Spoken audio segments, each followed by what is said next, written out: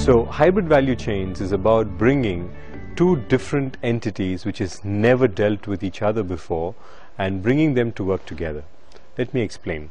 The business sector for many years has never worked directly on a project with the social sector, and the social sector never trusted the business sector to work together. But we all know that each of them have their own strengths, key strengths. If we can bring them together to produce a product or a service targeted at a specific group of people, suddenly it unlocks a huge potential. Let me explain.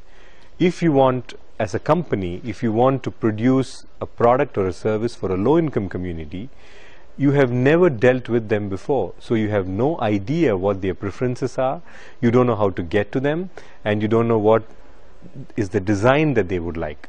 Now, with all these questions, generally companies don't tend to go there. They only cater to a specific market which they are comfortable with. But we all know the market which exists in the bottom of the pyramid is so huge.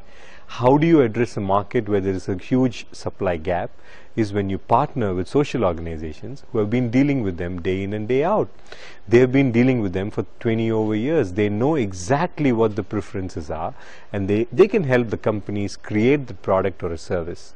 So that's exactly what we are trying to do in India, addressing the housing problem. Social entrepreneurs are people who deal with the low-income communities day in and day out. So the strength what we are looking for in a social entrepreneur is that skill of understanding their target group so well, which the businesses cannot. So this model of what we have proven in India on Housing for All is directly replicable in many countries where there is a need for housing in the low-income population. Let me give you an example. If you take any city in India, you can draw parallels with some cities in Africa and many cities in South Asia and almost every city in South America. So in each of these cities, wherever there is a housing need for new homes for these people to graduate and buy, that's exactly where this model can be applicable. And in fact, I am leaving to Mexico to talk to somebody there to organize the same model in Mexico. The first thing to understand when you look at a low-income community is not to categorize them as one chunk of poor people. It's almost like saying that the middle class is just one middle class, and we know that there are different levels of people in the middle class. Same way, drawing parallel to the bottom of the pyramid, there are various classes of people within the poor or the low-income community with various income ranges, and each of them have their unique needs. In India, the low-income range starts from $50 a month as household income and all the way up to $500 as household income. Now all of them are called bottom of the pyramid or the low income sector simply because they don't have an income statement. So when you're addressing a problem of housing, today in India, whatever is available in the market can only be bought by 6% of the population. 94% of the population in urban India cannot afford what's available in the market. So what we are trying to do is that, can we produce housing which is priced between $6,000 to $20,000 for a specific group of the low-income people? We are not looking at the poorest of the poor because they cannot afford these houses. They need government-supported housing.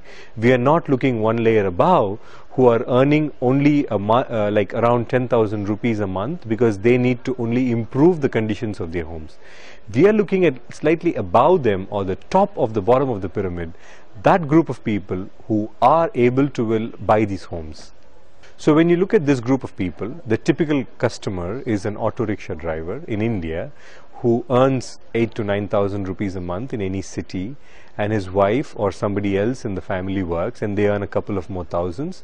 They are one target group of people who can afford to pay a mortgage of up to 3,000 to 4,000 rupees a month. That means they need a house which costs them 400 to 500,000 rupees. That's exactly the target group we are looking at. Now, what is the kind of housing we can produce for, let's say, 500,000 rupees?